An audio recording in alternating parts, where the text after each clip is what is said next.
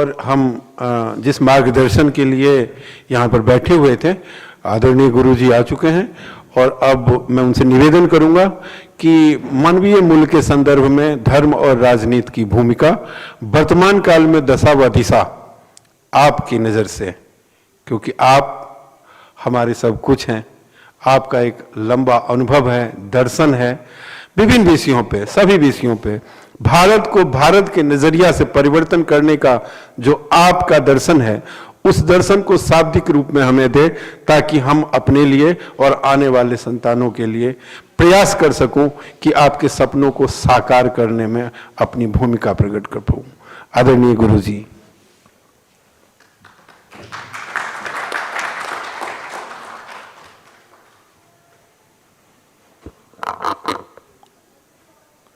ओम वसुदेवसुतं देवं कंसचाणूरमर्दनम् देवकी परमानंदं कृष्णं वंदे जगद्गुरुम्।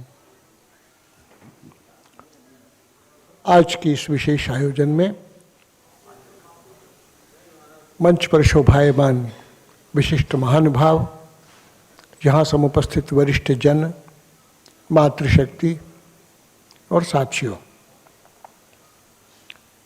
मैं तो पूरी तौर पर सुनने के लिए आने का तय किया हुआ था। यही बातचीत जीवकांत जी से भी हुई थी।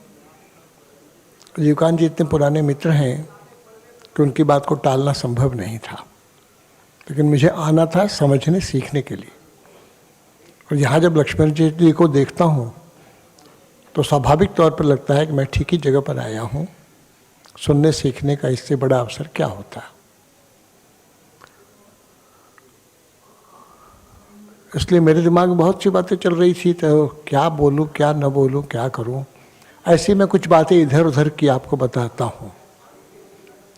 एक बार गया था राजरप्पा, झारखंड में है, रांची के पास है। छिन्नमस्ता देवी का मंदिर है। वहां पर दर्शन करके बाहर आ रहा था, दूर से एक ने जोर से आवाज दी। बाबा थे, उनका नाम बोरिया बाबा, बोरा पहनते थे।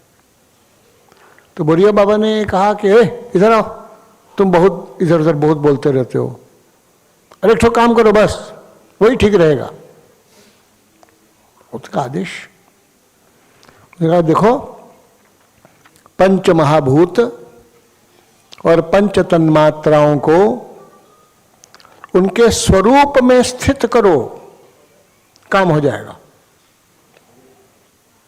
तो ये इकोसेंट्रिक डेवलपमेंट, जो एक पैराडाइम शिफ्ट होना है विगत 500 वर्षों के अंतर्गत का, उस बारे में वो संदेश हमको दे रहे थे कि 500 साल पहले प्रोटेस्टेंटिज्म और कोलंबस की यात्रा, अमेरिका को खोज लेना, उससे फिर जो उपनिवेशवाद की नींव पड़ी, फिर दकार्ते के अनुसार मनुष्य और प्रकृति को अलग अलग कर दिया गया। मनुष्य प्रकृति का अंग नहीं, प्रकृति का विजेता है। प्रकृति की सृष्टि रचना ही की गई है मनुष्य के सुख के लिए। ऐसी बातें जो आगे आई, supremacy of mankind, human being, उसके कारण जो हम स्थिति को प्राप्त करते गए हैं, उसका आज जो परिणाम है कि प्रकृति विध्वंसक विकास की स्थिति है, विषमताजनक है, उपभोगवादी है, नारी और अन्य वंचित सभी वर्गों का और खराब हाल होगा, आजीविका का संकट बढ़ेगा, जमीन जल जंगल जानवर सब पददलित होते जाएंगे, अपने स्वभाव में स्थित नहीं रह करके उनमें विकृतियां रहेंगी। उस विकृतियों का फिर जो भी परिणाम होगा वो मनुष्य पर होगा। ये सब बातें 500 वर्षों के अंतर्गत जो चलती आई थी, उसका एक पहलू केवल आपको बताऊं कि जो एग्रेरियन सोसाइटी के नाते से थी, उसमें परिवार संस्था की, अनेक लोग मिलकर काम करने की एक विशेष भूमिका थी। अकेले नहीं हो सकता था।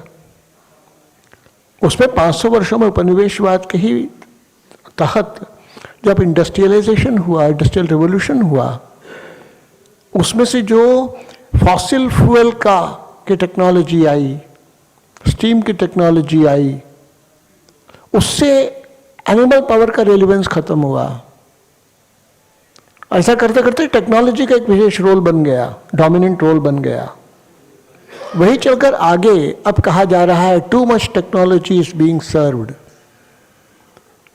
मैन इज बिकम इररिलेवेंट, कहा जा रहा है सब। तो इस स्थिति तक हम पहुंच गए हैं, लेकिन इसमें कमी कहाँ रह गई? इंडस्ट्रियलाइजेशन के कारण अर्बनाइजेशन हुआ, उसके अनुसार ही ट्रांसपोर्ट कम्युनिकेशंस हुए, उसके अनुसार ही सोशियोलॉजी भी डेवलप हुई, उसकी अपनी इकोनॉमिक्स डेवलप हुई, उसकी अपनी पॉलिटिक्स डेवलप हुई।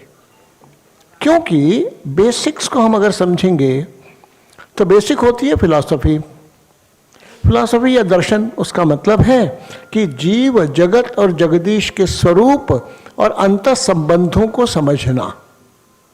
ये अध्यात्म के क्षेत्र का डोमेन है। उसके बारे में जो समझ बनेगी, आप उसमें से जगदीश तत्व को काट दें तो जीव और जगत बचेगा, तो उसमें से जो कुछ भी निकलेगा वो तो शुद्ध उपभोक्तावाद और स्वैराचार रहेगा जगदीश तत्व को हटाने के बाद। और इसको जोड़ेंगे तो उसमें से विशिष्ट आइडियोलॉजीज फ्लो करेंगी। उस फिलॉसफी में से आइडियोलॉजी में से goal of life, goal of life को सही या गलत सिद्ध करते हुए values of life, values of life को जो जिएंगे वो आइकॉन्स ऑफ लाइफ होंगे। जो ऐसे आइकॉन्स एंड आइडियल्स होंगे उसके अनुसार ही यद यद आचरति श्रेष्ठः तत्तदेव इतरे जनाः, सामान्य लोगों का लाइफस्टाइल बनेगा। उस लाइफस्टाइल को प्राप्त करने, अकॉम्प्लिश करने के लिए होती है पॉलिटिक्स और इकोनॉमिक्स, और उस पॉलिटिक्स और इकोनॉमिक्स के कंट्रीब्यूशन को ऑप्टिमाइज करने के लिए होती है टेक्नोलॉजी और मैनेजमेंट। ये सब आप देखेंगे तो एग्रेरियन सोसाइटी, इंडस्ट्रियलाइजेशन के बाद पोस्ट इंडस्ट्रियल सोसाइटी, अब नॉलेज बेस्ड सोसाइटी की ओर जो मूव कर रहे हैं, इसकी पॉलिटिक्स अलग होगी, इसकी इकोनॉमिक्स अलग होगी। तो हम भारत के लोगों को इसमें से कुछ जो शाश्वत तत्व हैं, जीव के बारे में भी, जगत के बारे में भी, जगदीश के बारे में भी, उसके साथ सुसंगत व्यवस्था मेल करेंगे तो टिकेगी, उसे विसंगत रहेगी तो वो टिकेगी नहीं, और वो उपादेय भी नहीं होगी। तो पॉलिटिक्स का भी उसी संदर्भ में विचार होगा। तो धर्माधिष्ठित समाज रचना, धर्म नियंत्रित राज्य, धर्मानुकूल समाज, धर्म प्रवण व्यक्ति, इस सिस्टम में चीज़ों को बांधा जा सके। और अभी के समय में जो आवश्यकता लग रही है कि एंथ्रोपोसेंट्रिक डेवलपमेंट की पैराडाइम से बदलकर इकोसेंट्रिक डेवलपमेंट की पैराडाइम पर आना पड़ेगा। तदनुसार पॉलिटिक्स और इकोनॉमिक्स की पुनर्रचना करनी पड़ेगी, वही धर्मानुकूल होगी। और जब प्रकृति को समझेंगे तो एक बात समझ में आ जाएगी कि भैया जल ज़्यादा थल कम, थल ज़्यादा वनस्पति कम, वनस्पति ज़्यादा पशु पक्षी कम, पशु पक्षी ज़्यादा मनुष्य कम। फिर आप देखेंगे सृष्टि के जीव, प्रकृति का एक स्वभाव है, वो है भक्ष्य भक्षक संबंध। भक्ष्य हमेशा ज़्यादा, भक्षक हमेशा कम। सृष्टि की रचना की हुई है, इसको हम समझ लें। और जड़ चेतन इंटरचेंजेबल है, ये भी हम अनुभव कर लें। पार्टिकल फिजिक्स ने इसको और आगे बढ़ा दिया है विषय को। इतना हम अगर समझ लें तो फिर डेवलपमेंट का अर्थ समझ में आ जाए कि बाहरी अमीरी और अंदरी अमीरी दोनों जरूरी है। केवल बाहरी अमीरी रह गई, मन छोटा हो गया तो भी सुखी नहीं। सुख बेसिक एस्पिरेशन है, इसको जोड़कर करेंगे तो व्यक्ति कैसा रहे और सिस्टम कैसा रहे, इस ओर बढ़ सकेंगे। और व्यक्ति कैसा रहे कि जब बात आएगी तब अध्यात्म के बिना चलेगा नहीं। उदात्त अभौतिक जीवन लक्ष्य के बगैर बात बनेगी नहीं। और ये सब हम करेंगे तब अगला आएगा धर्मस्य मूलम अर्थः, अर्थस्य मूलम राज्यम, राज्यस्य मूलम जितेंद्रियः। इस सिस्टम में हमको आना पड़ेगा। यहीं पर धर्म और राजनीति के समन्वय की बात है। अदरवाइज ये तो क्रॉस पॉलिटिक्स तो क्रॉस पावर गेम हो जाएगा। Power game for home, for one self हो जाएगा, उसे कोई कहीं नहीं पहुंच पाएगा। इसलिए शुभ के लिए जरूरी रहेगा धर्माधिष्ठित समाज रचना, धर्म नियंत्रित राज्य, धर्मानुकूल समाज, धर्म प्रवण व्यक्ति। इतना हम अगर समझते हैं, फिर वो होगा कैसे? तो एक दूसरे पर हम परस्पर अवलंबित हैं, ये हमको समझ में आ जाए। हम अकेले सुखी नहीं हो सकते, समझ में आ जाए तो व्यक्ति, समष्टि और परमेष्टि का मेल क्या है समझने की बात हो जाए। और इतनी सब बातें जो मैंने कही, उसके बारे में फिर एक सूत्र रहेगा, जो जाने उसे माने, जो माने उसे जाने। इसका प्रयोग करते चलें। उस प्रयोग में से ही सीखना पड़ेगा। हाँ, हमसे जो ज़्यादा आगे हैं उनके कंधे पर चढ़कर आप और आगे का देख सकेंगे। तो नई पीढ़ी इस दिशा में लगे तो अब की आवश्यकता रहेगी कि आदेश आज्ञा पालन की कार्य संस्कृति की बजाय साहस, पहल और प्रयोग की कार्य संस्कृति हो। और ये प्रयोगों का अनुभव हम आपस में बांट लें। जो हम किए हों उसका अनुभव बताएं, सुझाव नहीं, केवल अनुभव बताएं और एक दूसरे के साथ संवाद करें। संवाद से सहमति की बिंदु की ओर आए। जिन बातों पर सहमत हो उसे परस्पर सहयोग कर दें। यही धारा, यही रास्ता ठीक रहेगा। और उस पैराडाइम शिफ्ट की ओर जब बढ़ेंगे, तब जमीन कम विषैली हुई तो हुआ विकास, ज्यादा विषैली हुई तो हुआ विनाश। जलस्तर घटा तो विनाश, जलस्तर ठीक हुआ तो विकास। वनीकरण बढ़ा तो विकास, वन कम हुए तो विनाश। मनुष्य मवेशी अनुपात में मवेशी के पक्ष ज्यादा मजबूत हुआ तो विकास, मनुष्य का पक्ष ही केवल ज्यादा मजबूत हुआ तो विनाश। ये हमको सीक्वेंसेस समझ लें तो उसमें से विकास का प्रकार क्या होगा?